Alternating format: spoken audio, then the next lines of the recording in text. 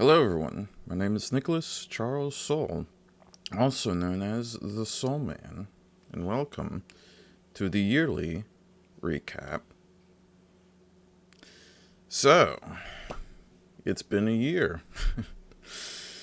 The whole of 2025 from streaming, well, since returning to streaming, because believe it or not, this wasn't my first year of streaming, but it was my first time coming back, committing to streaming.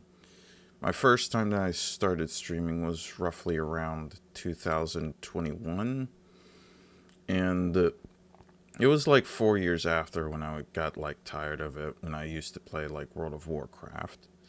But from the start of 2025, I began playing, or began playing and streaming. And yeah, I've been trying to keep consistent with how I've been going for that. So, speaking of consistency, I have all the games listed down that I have already done. Let me get it up real quick. So yeah, I have a lot that I have. Oh yeah, and the channel point thing is. Forgot about that. Ew. But yeah, I've listed down every game that I could find throughout all the monthly recap stuff that I have done over the year. So if there's any that I might have missed that anyone has actually been checking my streams in the past of, or the VODs, please let me know. Or in the comments or whatever. But yeah, I'm going to list every single one of them down for you all. Starting out with number 1 till the end. Spyro Ignited, Fight Night, Anton Blast, Revisited Terraria briefly, Marvel Rivals, Fly Night, Keeper's Toll, Jump King Quest, Everhood, Binding of Isaac, Everhood 2, Soul Reaver 1 and 2 Remastered, Yakuza Simulator, Final Fantasy OG, even though that didn't work, Ultra Kill, Idna Dream Barbecue, Raft, Undertale, Lunacid, Tears of the Moon,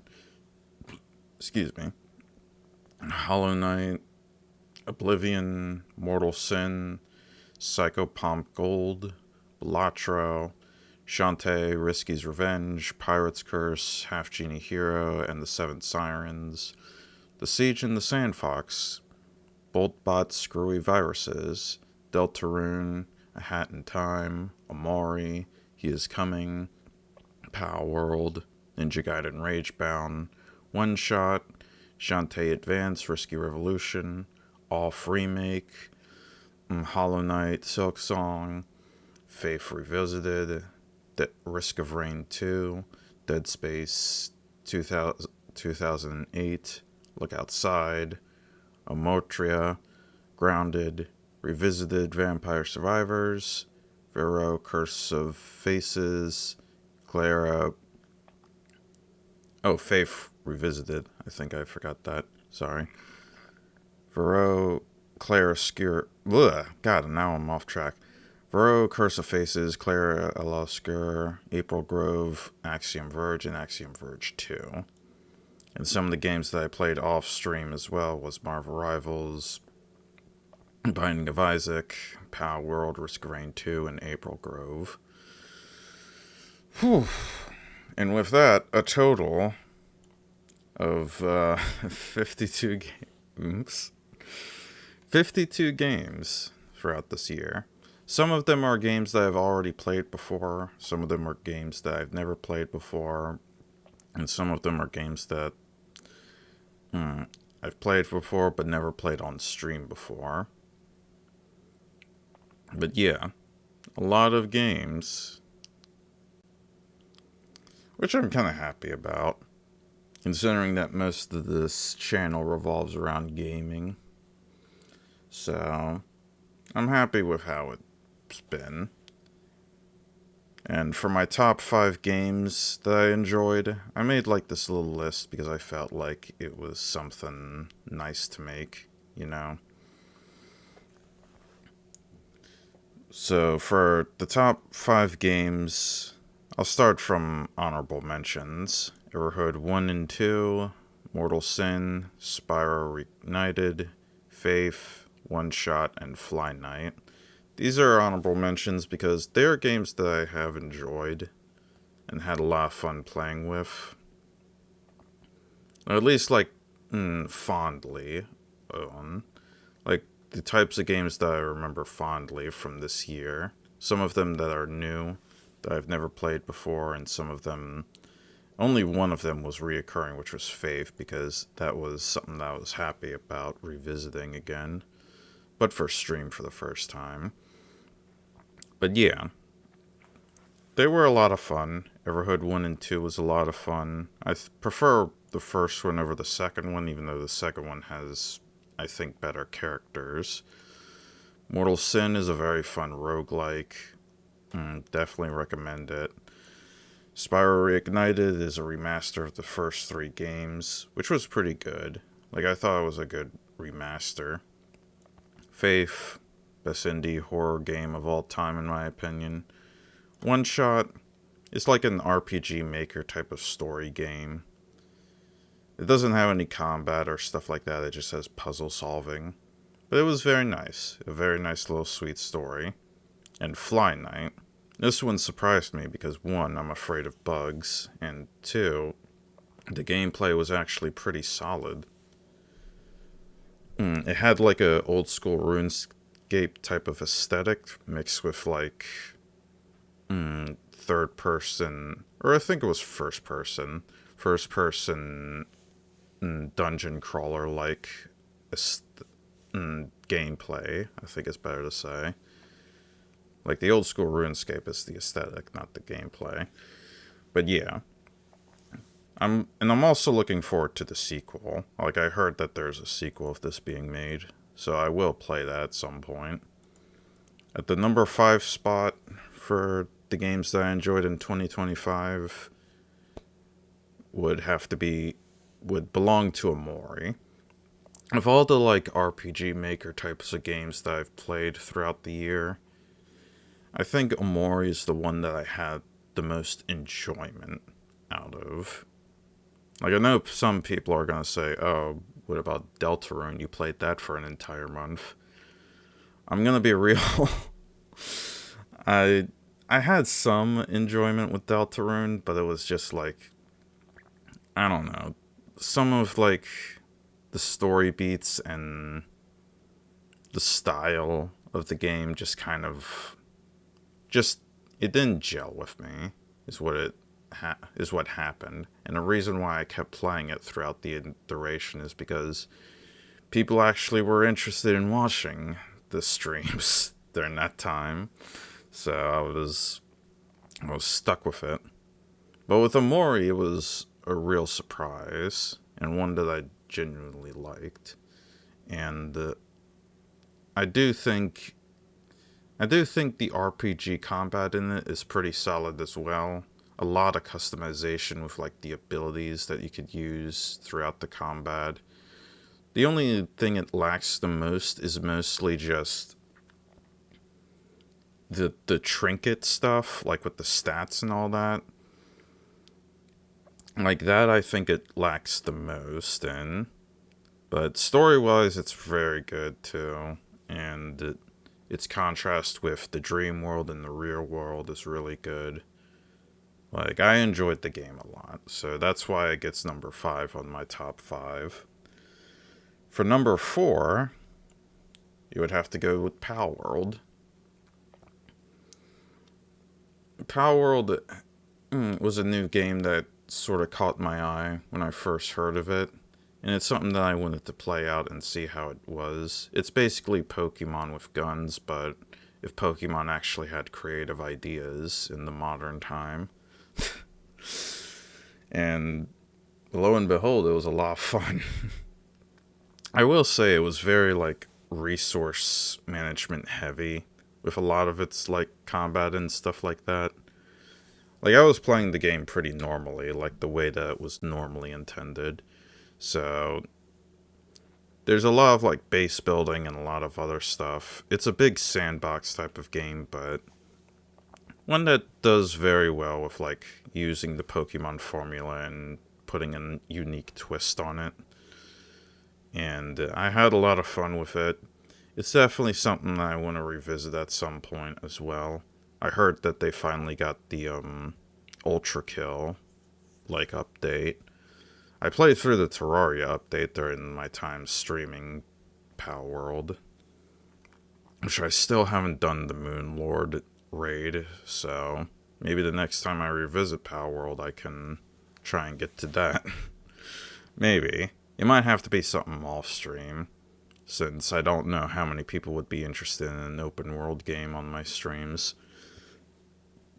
Well, who knows? I enjoyed it a lot.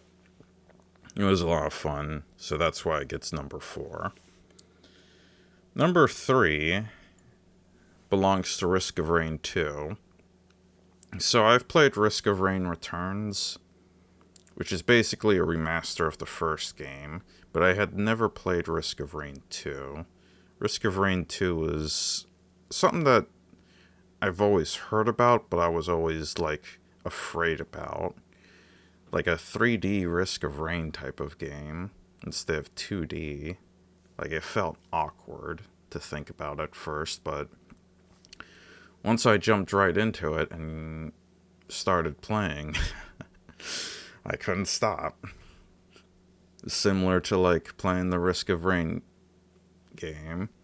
It was a lot of fun, and it stayed true to a lot of the old stuff too, like with a lot of the mechanics and the characters, as well as some unique new stuff to it.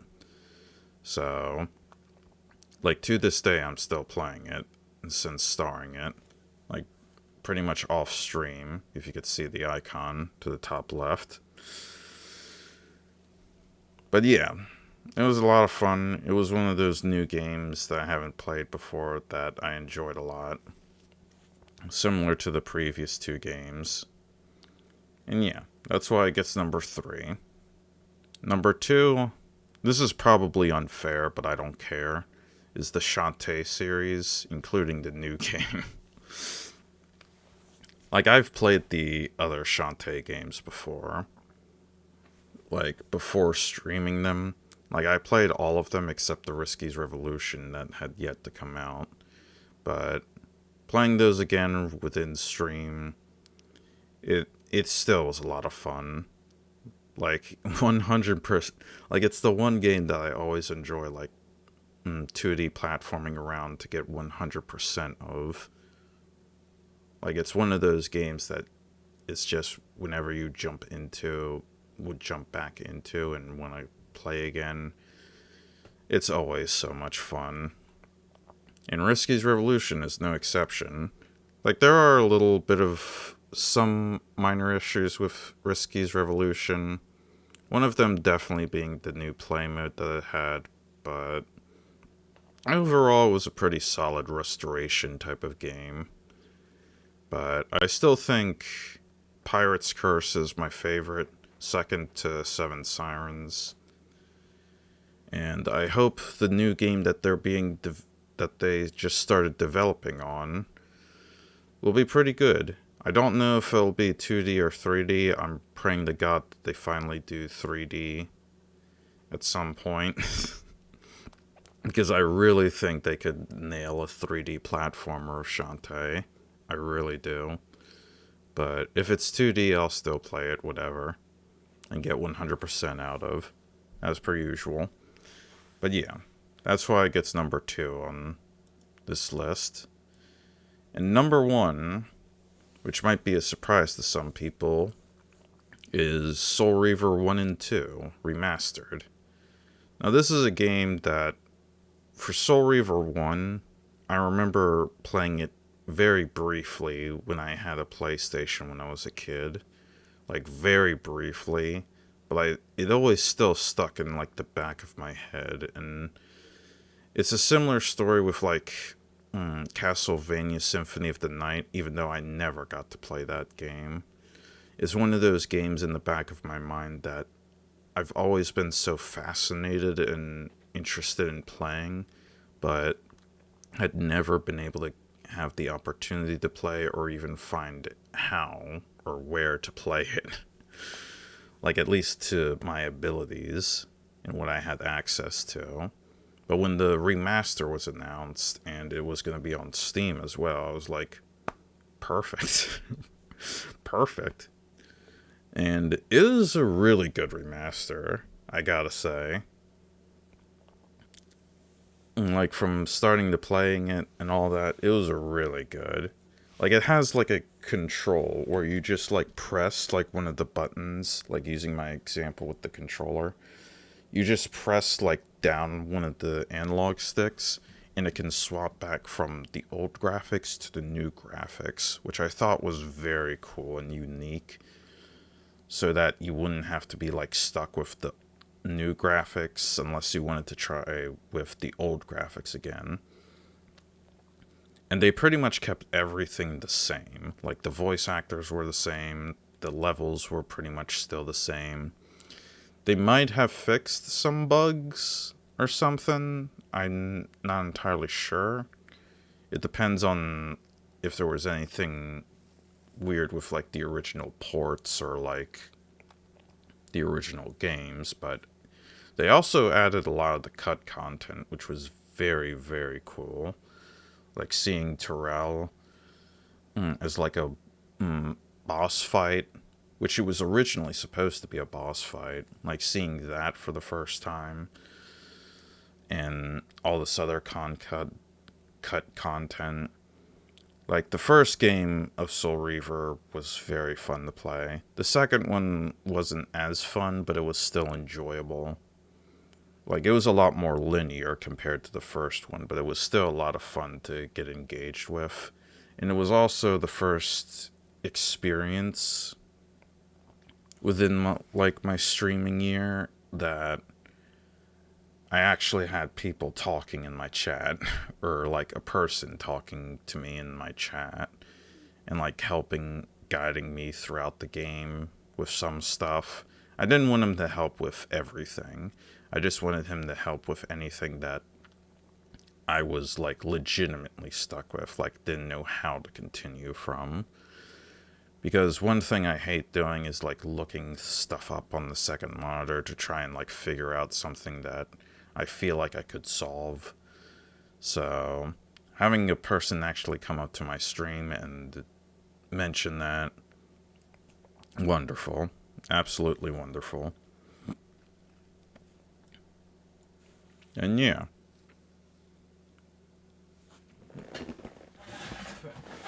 Sorry. And yeah. For the side fund that I did throughout the years, or throughout 2025, I did a couple of things.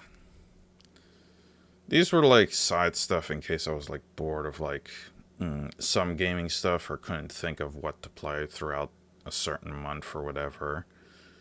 And I thought it was pretty cool to try some things out. One of them was watching the Summer Games Fest of 2025. The other was VTuber character design ranking. I just pretty much said VDR time within one part. But I did one of HoloLive English Japan, all of Phase Connect, and all of Fishoujo too. I don't remember if I did anything more than that. Someone would probably have to remind me in the comments or whatever. But these are the ones that I was able to remember or look around for. And yeah, that was fun. Well, back to the Game Fest, because I didn't talk about that one briefly.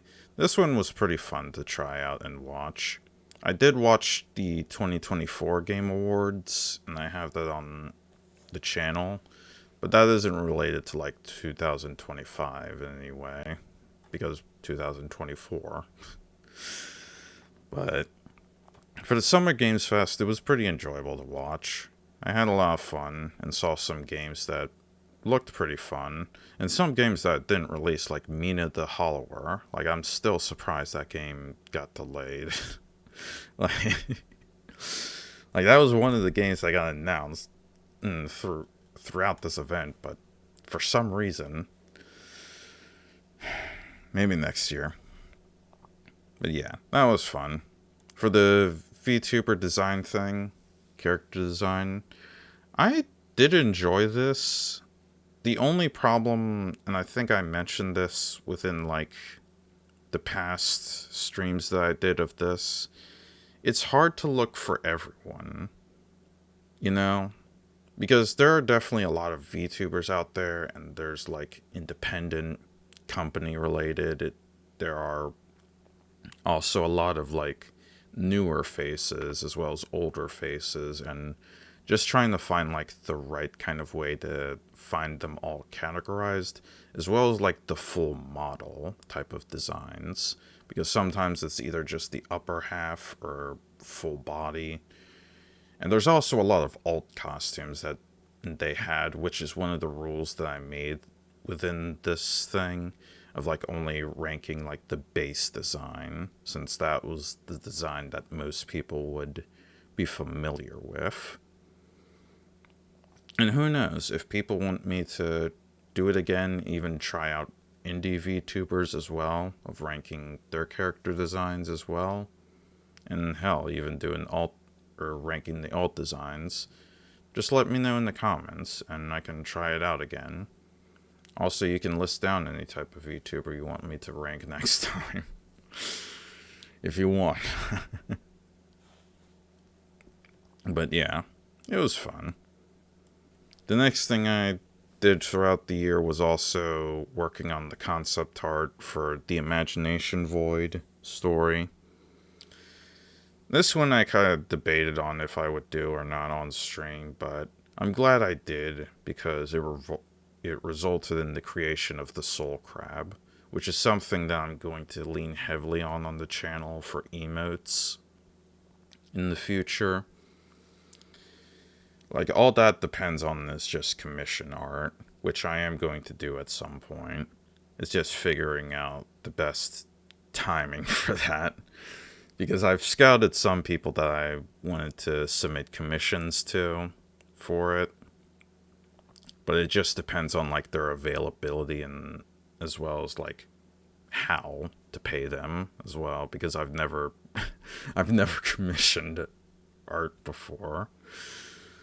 So it'll be a unique experience, which I'll have to learn, but who knows? It'll be a lot of fun. And I do want to get those soul crabs up. So we'll see. And as for the story of the Imagination Void, as like the Twitter post that I made for the poll, it's the story that I'm going to be working on the new house. Like, putting a lot of focus on off stream. So I might not mention it a lot throughout that time, but I can guarantee you that this is something of a passion project that I want to work on and get done at some point. And I can't really confirm this, but also something that I would probably potentially make into a game at some point, depending on how well I can get the story done before I do all that. I do have like a roadmap already in my mind, but it just depends if I have like the ability and accessibility to work on something like that after the story. But yeah. I also did some rankings of favorite Marvel and DC characters, which was a lot more recently with this month.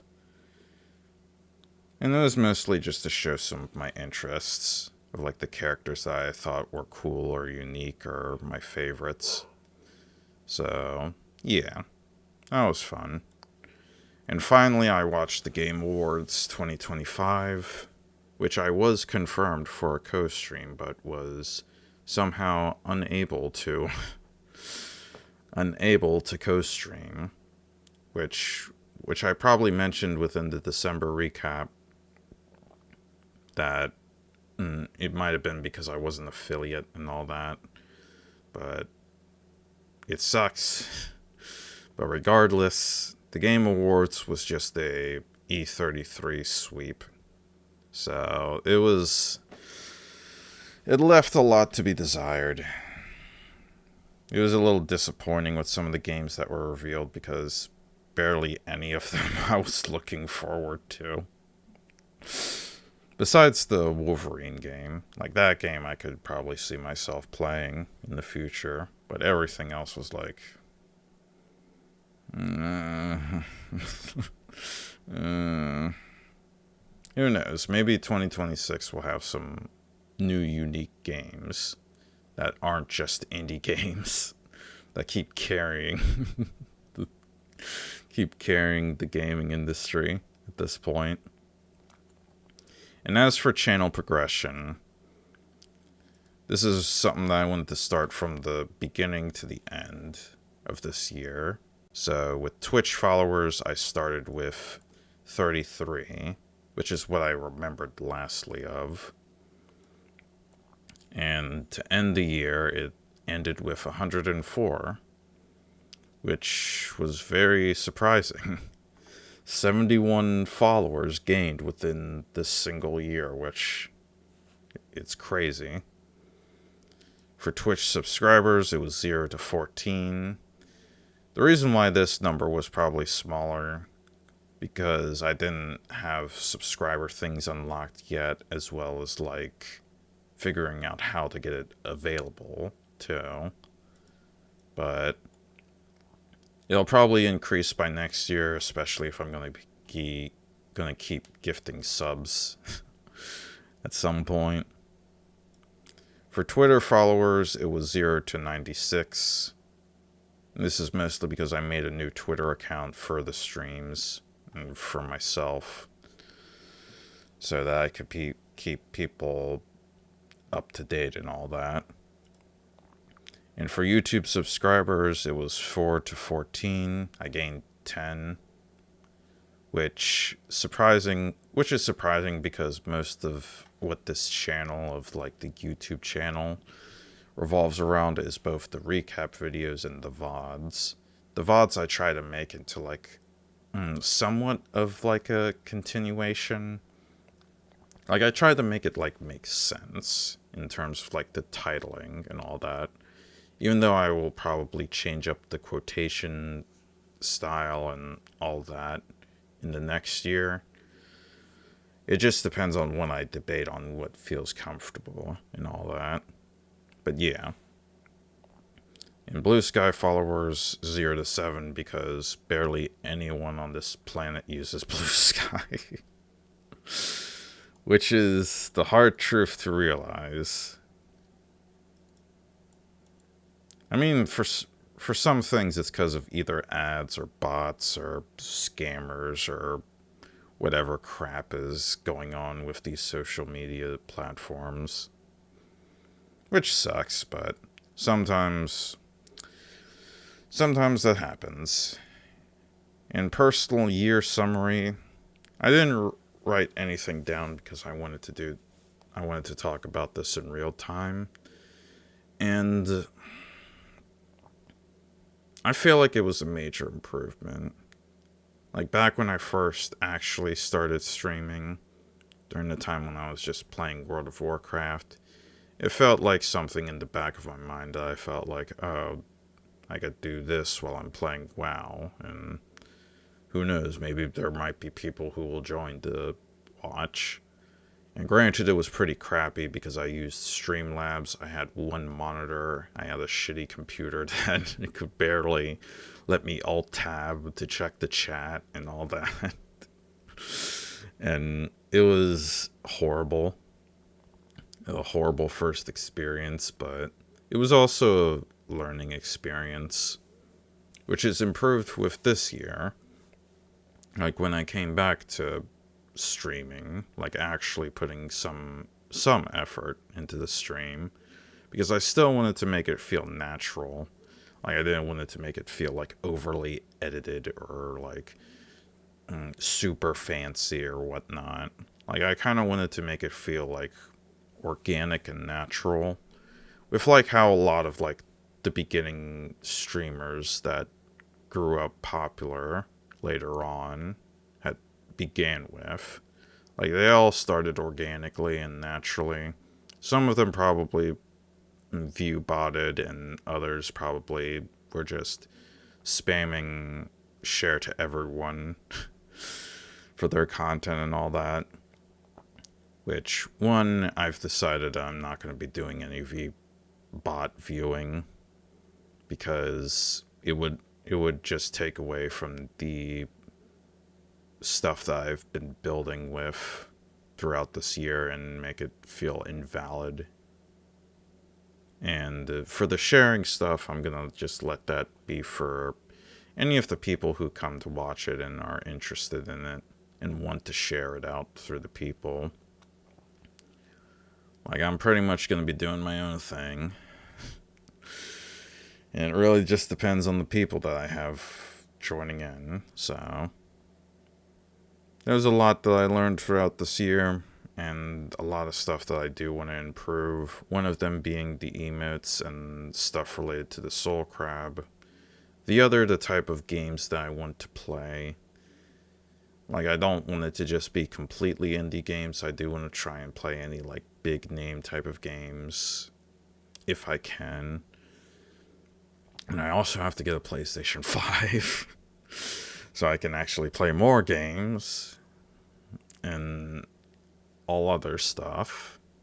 So I'm curious as to how 2026 will be, but I have a good feeling it'll be good. But overall with 2025, there were a lot of ups and downs, but I think with the amount of progress I've made throughout the channel, and as well as the people that I've been able to gain, like, I think it was a net positive for me. I do think it was a positive. So yeah, all that leaves now is the plans for 2026. Which, one of them being the new house, which I do have news on, but I'll leave that for the end of the video.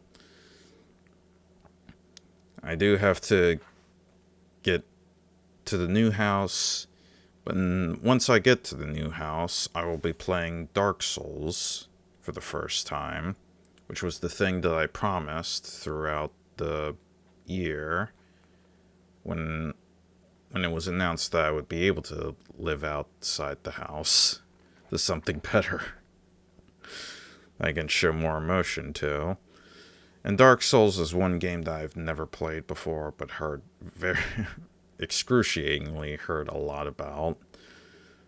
And it's a game that I've wanted to try out at some point. So I will have to play it at some point once I get everything set up at the new place, like all the computer stuff, the Wi-Fi, and the game being downloaded. And as I said before, I wanted to play a lot of bigger games to play. Specifically like the God of War, the new God of War games, and maybe Red Dead Redemption. As well as a few other big names, but it's just debating on like when I can play each of them. As well as like the overall interest. Because I do want to play any type of new games that I have on my wish list on Steam, like the new type of indie games that might come out. So it's really just a balance of that, like balancing the big games with the indie games that I'm interested in. So, yeah. And finally, joy. Which is something that I have lacked throughout this year. Mostly because of,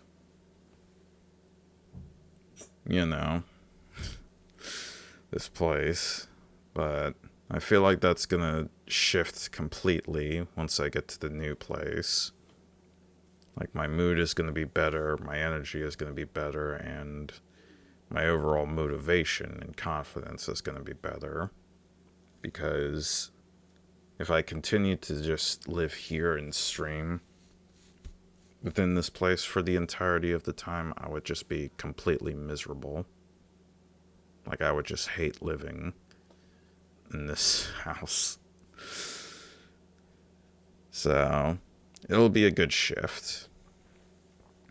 It'll be a good shift indeed. And speaking of the new place, that's the final news that I want to break down for the end of this video. And that's starting January 1st of tomorrow, I will not be streaming.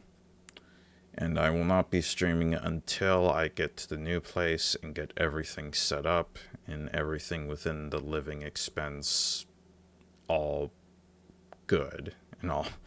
Like, everything is like good to go and have very little problems of getting around to. There'll probably be a test stream as the first stream of the new place before I play Dark Souls, but yeah, I'm curious as to how that's going to be all set up, but I won't be streaming until then, so I won't. I will say this, if you're still interested in the streams and what I want to do and all that, I would appreciate if you still followed it, and both on Twitch, Twitter, and YouTube and all that. Because I do feel like things will definitely get better once I get to the new place, and I kind of need the support for that. So, yeah. The estimated date of like when I might be able to finally set up streams is around February. Like within like the February month. So I would either look forward to February or early March as to when I'm coming back to streaming and all that. So it's going to be a bit of a big break for me, but a part of me feels like I deserve it for how consistently and how much I've been streaming throughout this year. So I'll definitely be curious as to how everything goes, but yeah, the next time you will all see me is at the new place, and I'm very excited to see how that goes, and I appreciate all the support and all the people who have been following and subscribing and all of that. It really means a lot to me. It means a lot to me, and I do genuinely feel that, and will say thank you very much to everyone for all of this so far. Like, I'm hoping it grows even bigger, and depending on how well the streams are, and bigger and better. But also trying to stay humble and stay grounded with all that I do, because I still want to be an honest streamer, fun gamer, and a good storyteller with what I have planned with the Imagination Void. So I hope you all look forward to that. And with all that being said, without further ado, I hope you all enjoyed the Soulman video. Thank you all for watching. Thank you to all the supporters, whether you're on YouTube, Twitch, Twitter, social media, whatever. Thank you all so much, and thank you all for watching. It means a lot to me, and I will see you all at the new place. Bye-bye.